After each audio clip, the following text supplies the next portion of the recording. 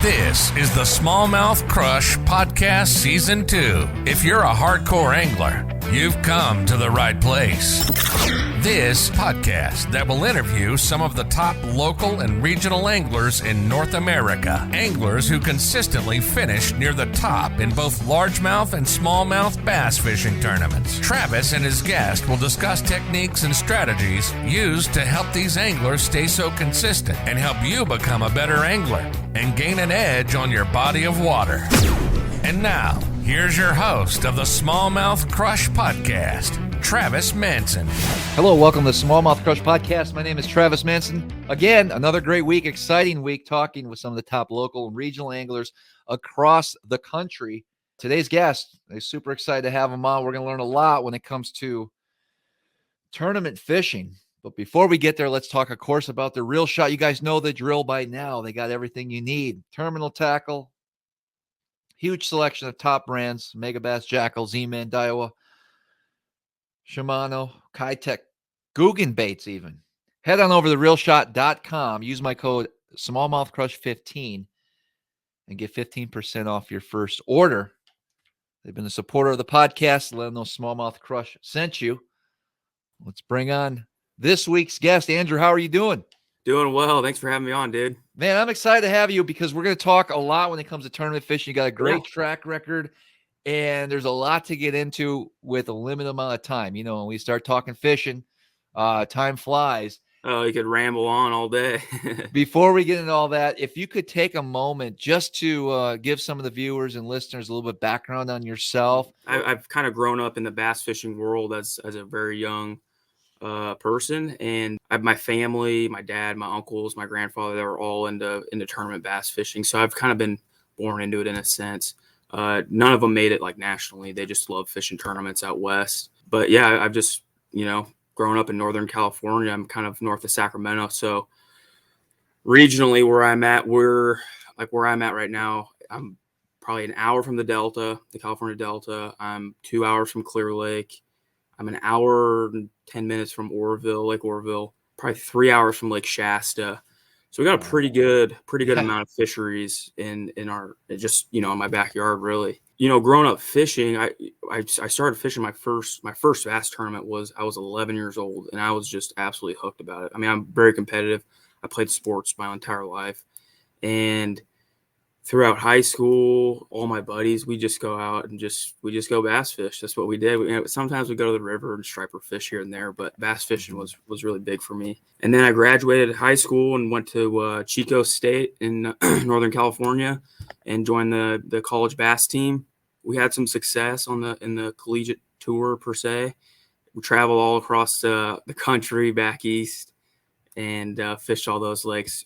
I mean, talk about a very eye-opening experience coming from California and fishing some of those places, especially being in college. You just get in the truck with you and your buddy, and you got a whole caravan of West Coast fishermen just rolling out east.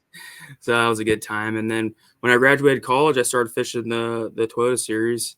That was 4 or 5 years ago. And since then, I've just been, fishing on the pro side, kind of learning as much as I can, and had a little bit of success this year and kind of graduated to the next step and fishing the Major League Fishing Tackle Warehouse Pro Circuit next year. So super excited. Nice. Yeah. Man, it's a lot of accomplishments right there. And just, coming from California, I'm excited because we've had some great smallmouth anglers from the West Coast on for season 1. But you would be the first when it comes to, just local regional stuff that goes on across the country out in that zone. Love to really dig in a little bit more about that type of fishing and growing up in that area of that part of the country with so many almost legendary bodies of water, right? Yep. The Delta and all that. Clear Lake, places that are on my list to fish at some point. I think everyone that follows bass fishing dreams of going out there at some point. How good is it? I mean, is it legit? Should everyone get out there at least at some point in their lives and experience it? I for sure. I 100% think that if you have the opportunity to come out west, it's for sure an opportunity. Fishes a lot differently than most places across the country. You can apply a lot of the same techniques, but just the landscape, The geography about everything of what's going on is a lot different. You know, going and not just Northern California, but you go down to like the desert down at Lake Havasu or Lake Mead. I mean, it's just a whole different world. Great fisheries down there. But being that, you know, that Northern California region, you have the Delta, tidal fishery, grass, shallow. You got current, mainly all largemouth. And then you go up to Lake Shasta or Lake Oroville where spotted bass dominate. You got 100 feet of water or more, light line, pressured fish. I'd say the one biggest thing that I wouldn't say struggle with, but that can make fishing tough is just fishing pressure, because a lot of these lakes out here aren't as big. A lot of the reservoirs, they get drawn down pretty good, especially now that we're in a drought. We've been in a drought state the last few years anyways. So like Clear Lake, for example, one of the best fishery. It is like literally the bass factory. I mean, okay, you can always catch them most of the time. It does get tough, but you can always get bites. And from the north end of the lake to the south end of the lake, it's only 19 miles long as a crow flies. So it's really it fishes small, but it is a fun lake. What's the best time of year to fish Clear Lake from an outsider? If you were going there to experience what that region, what Clear Lake has to offer. So I think a lot of people would say the springtime, and that's a lot of lakes people want to say. Go to Texas spring, go to Florida early spring. And I would say, yes, go to the Clear Lake and the Delta in the spring. You can catch some giant bags. But honestly, like a place like Clear Lake, like in the summertime, early summertime, probably one of the best times to go. Not as many tournaments. You can catch them in the grass, punching, frogging, chatterbaits. And then you can go out into 20, 30 feet, catch them on a big crankbait, jig, Carolina rig. And you can catch 100 fish in a day, and big ones too. Wow. So that would probably be my biggest advice to a lot of people, especially for Clear Lake. Delta, probably the spring, early summer would be a great time, or the fall. And then like Oroville, Shasta, a lot of the spotted bass reservoirs, I would have to say the springtime for sure. That's where you get those big, giant spotted bass. What's your favorite species to target? Spotted, largemouth, smallmouth, if you could pick. Largemouth for sure. Is it? Yeah, I love power fishing largemouth. I mean, I love fishing for spotted bass, but Clear Lake and the Delta are like my two favorite places to go to, and largemouth are probably my favorite. Now the smallmouth deal, we've got some smallmouth. We don't have like smallmouth specific lakes. I mean, we do way up north, but they're pretty small reservoirs. So that's kind of probably one of my things that I'd love to learn more about is really targeting smallmouth. Gotcha. Sure. Yeah, it seems like such a diverse fishery. I mean, the fact that you can fish tidal water, you can fish Clear Lake, you have spotted bass, deep water, finesse fishing techniques come to mind. But you talked about power fishing, and what are you looking for, and how are you fishing? So the Delta, like I said earlier, is tidal. There's a tide swing every 6 hours. You're dealing with current, and to me, that place is kind of the ultimate power fisherman's dream. You can finesse them there too, especially around the spawn. But with current and any current related system, there will be biting fish and reaction fish, right? So depending on the tide and where you're running the tide and the time of year, you're probably more than likely going to be throwing a reaction bait, whether that would be a crankbait, a spinnerbait, punching. That's considered a reaction, because you're flipping, but you have an ounce to 2 ounce weight, and you're getting a reaction bite is what it is. But yeah, it's all current related, and there's a reaction bite pretty much all year round, and you chase that tide and make sure your timing's right, and you can have a lot of success. You get outside of that timing, and it could get pretty tough. Oh, I bet. Yeah. As far as tournaments go in that region for you, and in the past, and what you have going on this season, I know it'd be a little bit harder probably traveling and being able to fish locally, but what would be like a local lake that you've done well, or you feel pretty confident when you get to fish it?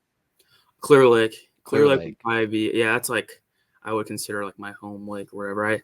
I'm pretty fortunate. My family's got a place up there. So I every time I get free time off, I'll go up there and fish and mess around. And I like to jump in a lot of team tournaments up there. So that's a great place. Very, very versatile fishery. So it's good to kind of, that place I can test a lot of techniques. And most of the time you can get bites and gain a little confidence in what you're doing. As an outsider looking at Clear Lake, my memories and my experience when I watched some of the bigger events on TV and some of the elite series that have been there in the past, big swim baits and things like that. Is that sure it's still effective, but have you seen pressure take over when everybody's doing it, or has it kind of, I guess, the excitement over that faded? No, it's definitely still a huge presence. It's evolved, that's for sure. I mean, there's some swim baits that you still keep in your arsenal, but aren't as relevant as they used to be. But it's just another tool in the toolbox. A lot of the forage out here, whether it be rainbow trout or Clear Lake has a special species of bait fish called the hitch. It's kind of native to that lake since it's a natural lake. They grow to I've seen them 2 pounds. They get big, but they're just a big green slimy looking thing. But it's just, like I said, just another tool to have. I mean, a 2 to 4 pound fish will eat a 13-inch glide bait, Right. Kind of relative to a lot of lakes back east, where they don't have as much bigger bait fish, but they have those big gizzard shad. They'll eat, 6 or 7-inch glide bait just as well.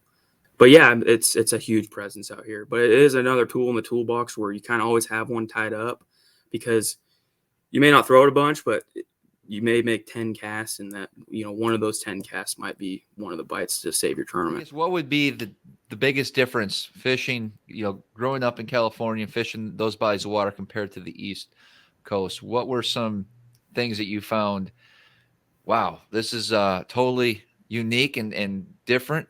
And what are some similarities as well?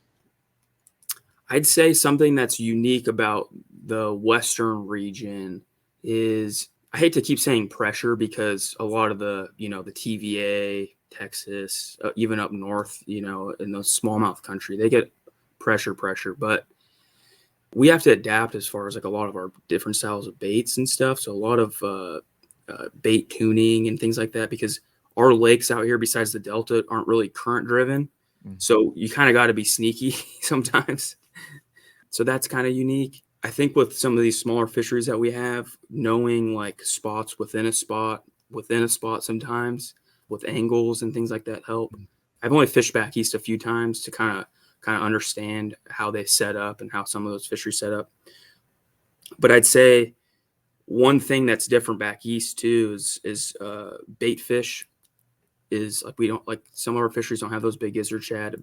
Herring, that's a nightmare. I don't understand that. Right. I've been to one herring lake and it was crazy, but I mean, as far as putting the techniques and everything that I've learned out here and putting it back into the East Coast or the Eastern region, a bass is a bass. They live in grass. They've set up somewhat similar, and knowing how much bigger these lakes are, I think that's what trips a lot of people out from coming out west. And not getting too spun out. Right. But I can see that. Yeah. I mean, it's crazy how much bigger the bodies of water, they are. And you could have a whole area to yourself, when out here you're kind of used to having 3 or 4 boats in most of your spots. Yeah. When it comes to having success on the tournament scene, what do you think separates you from others that can consistently get the job done? I think it's just, I mean, I've been, fishing for a really long time and just, fishing a lot of tournaments. I mean, I'm still young. I haven't fished that many compared to a lot of people, but just having the confidence and just putting your head and just keeping in it like you're almost fun fishing. I think that's one of the biggest things, because when I first started fishing the Toyota series, I really got spun out on myself, wanting to know how other people are catching them and wanting to know how people are doing, and not just worrying about myself and doing what I like to do. So I think having a game plan going into practice and basically fishing the conditions that are presented to you, because we don't know what those conditions are in 2 days or in an hour, really, but we can prepare for them, and you just kind of got to execute and fish the moment, fish what's in front of you. Talk to me about a recent, whether it be a good finish in the tournament or maybe a first place or something that just stands out in your head where you can relate that attitude towards that good finish. I'd probably say that the last MLF when I had at Lake Havasu, where I really had confidence. Like deep cranking is like one of my favorite things to do. And in practice, I found some fish in a few different areas, and all were on the deep crankbait. And throughout the tournament, I caught a limit, semi early each day, the first 2 days. But after I caught my limit, which once I caught my limit, I was done. Like I had a decent bag, and catching a limit on the Colorado River chain is can be pretty good. But after I caught my limit doing that, I wanted to go expand and find more. I wanted to go I need to go find some more better fish. I need to find a different pattern. And throughout the rest of the day, the first day and the second day, I was getting to the point towards the end of the day where I wasn't even getting bites. Like I caught my limit and I'm like, hey, I'm going to go practice. I'm going to go find some new stuff, throw a worm. I'm going to go throw a jig. I'm going to go do this. And I wasn't getting many bites. I was spinning myself out. And I'm like, I'm on the right fish. I'm doing the right thing. What am I doing? Like, you know what I mean? Yeah. So that final day, I went into the final day just thinking, hey, just do what you did, get how you got here going into the final day, and just trust your instinct. And if it works out, it's going to work out. And that's what I did. I just put my head down, threw that big crankbait all day, and it panned out. Talk to me about those 3 days and deep cranking. Walk me through your practice and how that all came about. So I previously Lake Havasu, the stop that Major League Fishing does on Lake Havasu is normally in the springtime. So, and in previous years, I haven't had, I've had some success, but nothing like a top 10 finish. So going down to that tournament in September, I basically erased everything I knew about the lake. I mean, not everything. I knew some areas to go to as far as just seeing the lake, but eliminated just spots, some baits. I'm just like, hey, let's go clean slate. Let's just get everything off the plate and attack it like you would a late summer, early fall bite. I mean, that's how do bass feed and how do they work at this time of year? Just like you would at Clear Lake, Lake Oroville, the Delta, a bass is a bass. So I went into that. I'm like, okay, so first day of practice, went out, started idling around, fishing some points, some main points, some secondary points, and, dabbled out deep, went up shallow, saw some shallow stuff. And then the remainder of practice, what I found after the first day and a half, I just spent the rest of my time out deep because weather was still warm. I didn't think it was cooling down enough for a lot of bait fish and fish to move shallow. So I just stayed out. And the remainder of practice, I just said, hey, a lot of guys will catch them tricky ways. A lot of Southern California guys, they light line and really cool techniques that I'm just not used to. But me liking to fish deep and throwing a crankbait, I saw some bait, down deep. There's long point. There's some grass. Let's just go throw a big crankbait. Right. And that's what I did. And I caught some nice ones, in practice doing it. And I just told myself, if I could put that crankbait in front of enough, fish in the right location, the right angles, I should be able to catch a limit. And with the amount of decent fish I was catching in practice, I could have a decent bag. And that's just kind of what happened. So the first day of the tournament, I ran, started on my main spot. I had a limit by noon.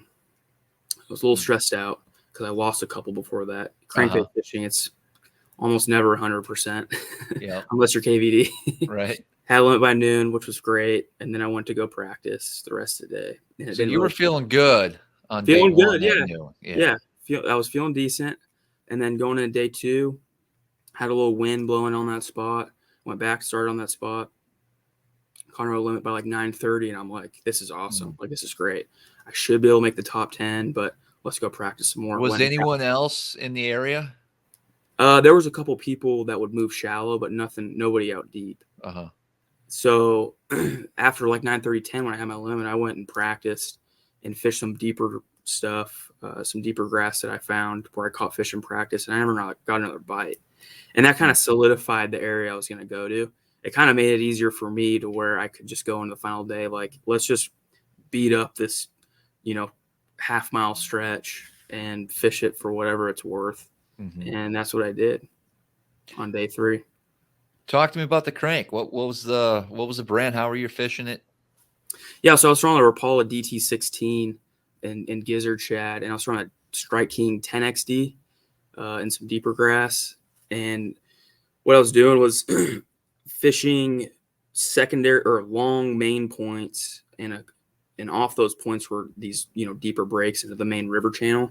And right off the main point, there was some grass that would grow right on the edge of it, and they'd top out at like anywhere from like 12 feet all the way down to like 16, 17 feet. So that's kind of where I went with the two different depth zones.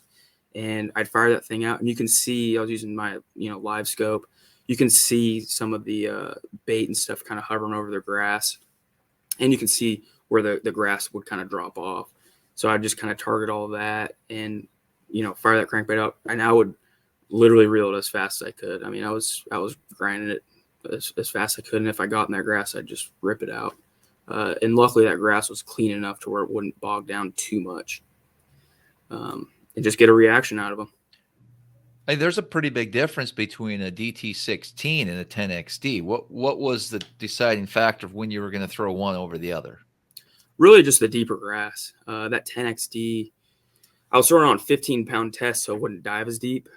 So I would get it down there in that 16 to 17 foot range, and was able to rip it out of that grass. When you say you were cranking as hard as you could, what was the gear ratio that you're using?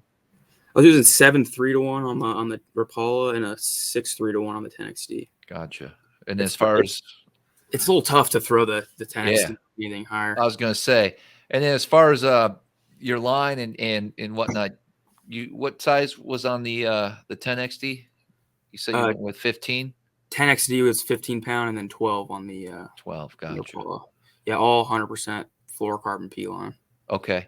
Yeah. And then as far as this cranking rod, it was all graphite. They're 8-foot PAL cranking rods. Gotcha. Yeah.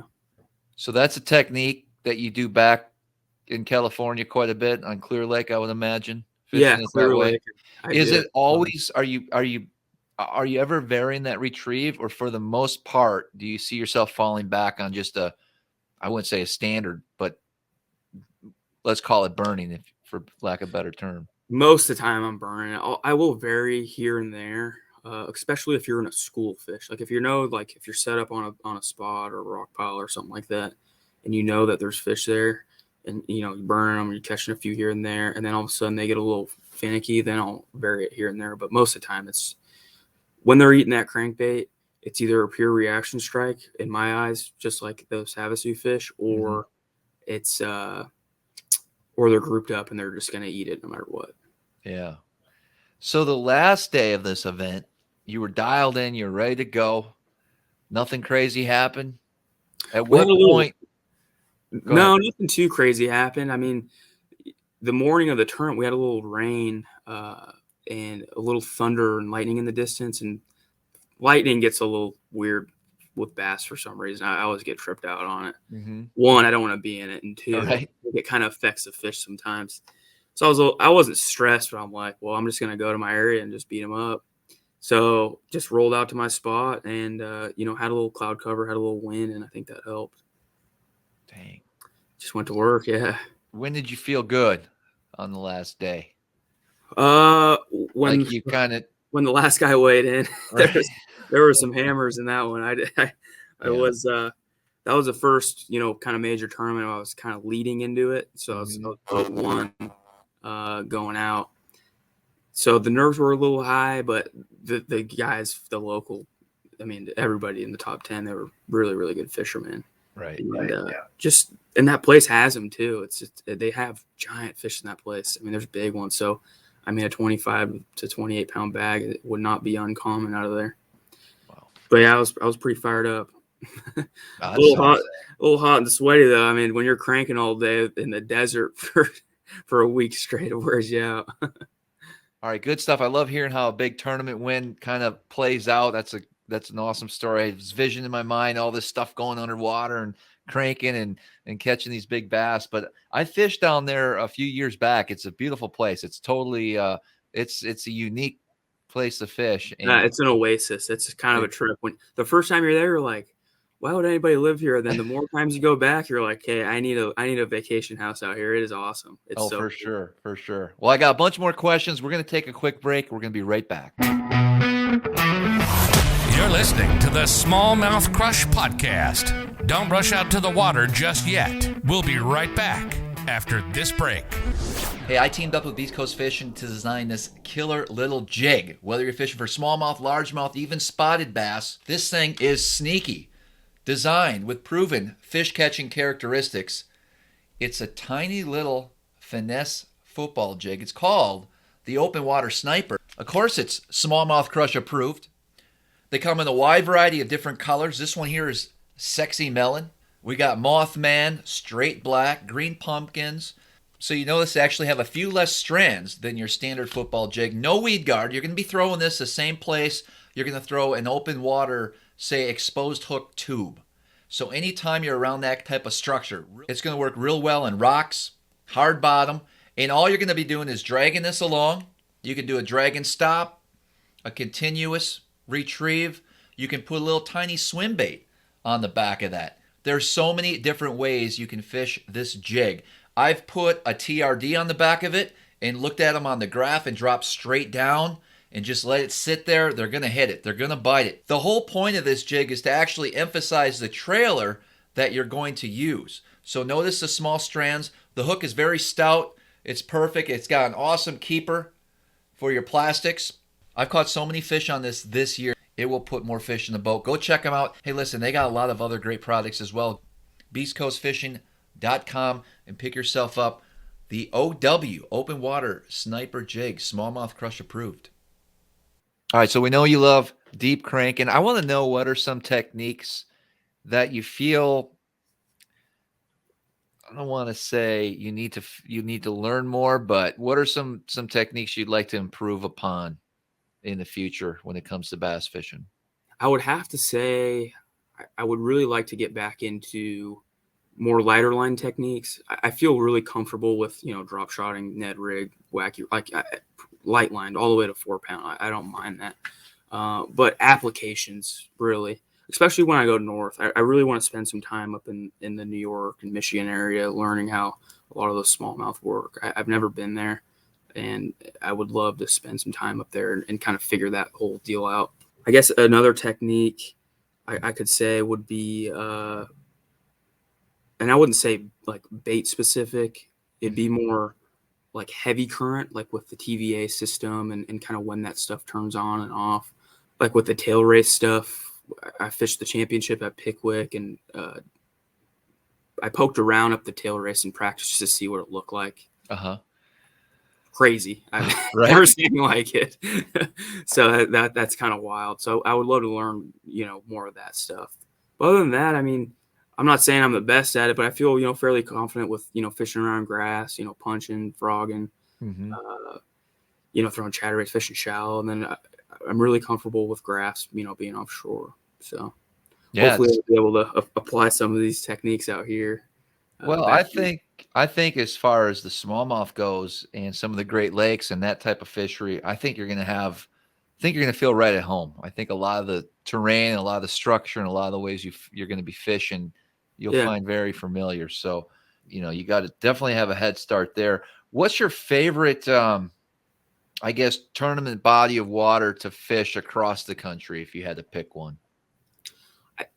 Strictly tournament would probably be the Delta. It would, yeah. It is such a challenge. I've had some of the best days, and I've had literally more worse days out there than a lot of people. I mean, there's so many variables on that body of water that not a lot of people think about with the tides, with changing weather. I mean, you go as far as the West Delta all the way into like just west of Antioch.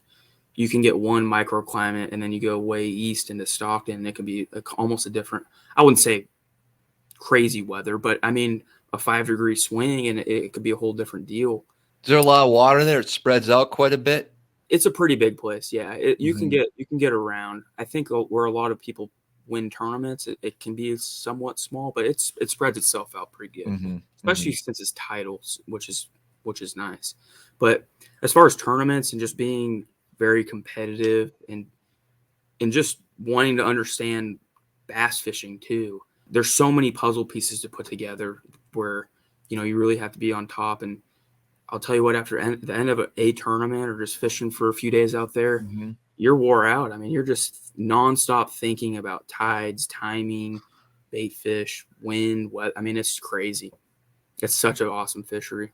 And then you have, you know, they're spraying grass here and there, so you got to know which grass is good and what pressure and so much that goes into it. But yeah, they put in this year. They put in, and they've done it in years past. They put in a salt barrier in part of the False River off the main river, so it'll change like the tide in some parts. So like water flow change. So it's crazy. You Californians do some crazy stuff, man. That's for sure. Yeah, sure do. Isn't that the truth? I gotta ask, what's your biggest fish, your biggest personal best? It's gotta come from one of those. It's 1125 out of Clear Lake. Wow. Yeah. Giant. How about spotted bass? It's a 8-7. Jeez. Yeah. Wow. And my smallmouth is like a 4 or 5 pounder. Right. So hopefully I'll beat the smallmouth this year. Yeah, you should. Jeez. You should be able to. You know, I ask everyone on this podcast just because I love to hear the answers. So listen, if I gave you one bait to throw for the rest of the season, let's just say you're hanging out in California, you're fishing the Delta or Clear Lake and those bodies of water, what bait would you choose if that's the only bait you could use? What would that be? I'd probably have to go with some sort of crankbait throughout the country or just regionally here, or if you just want to pick Clear Lake or the Delta specifically. I mean, a crankbait can do a lot of work. We got to narrow it down because there's a lot of different crankbaits out there. Gosh, it'd probably have to be. That's tough because I mean, depending on what fishery, I might want a tank steer, I want a square bill. I know. I'd probably have to go with some sort of. Gosh, we'll say a square bill. We'll say a Lucky Craft BDS3. BDS3, fair enough. You can catch a bass on that anywhere you go in the world. All right, what color? Probably. Oh my gosh. Well, let's just say American shad. American shad. Fair enough. It's a staple. It's just one of those. I mean, you can catch fish on it anywhere. Good stuff, man. This is some great information. I know we could talk for hours and hours when it comes to this. You got a lot going on. So I wish you the best of luck. I appreciate it. Moving forward. How can people keep up and follow you on social media? Yeah, so you can follow my Instagram account. It's Loberg630. And then Facebook is just Andrew Loberg. And then I'm now in the TikTok world, so you can hit TikTok at Loberg1. But yeah, just hit me up. I've always like a conversation. So if anybody has any questions, let me know. For sure. We're going to put all that down in the description below. Again, Andrew, thanks for hanging out with us. We really appreciate it. You're always welcome back. Yeah, thanks for having me on. I'm happy that you invited me on. It's great. Great stuff. And as always, guys, until next time, we'll see you on the water. Thanks so much for listening today. Make sure that you're subscribed to the show and follow us on Instagram at SmallmouthCrush. Also, the YouTube channel, SmallmouthCrush. And if you feel so inclined, please leave us a 5-star rating and comment with a review below. And as always, until next time, we'll see you on the water.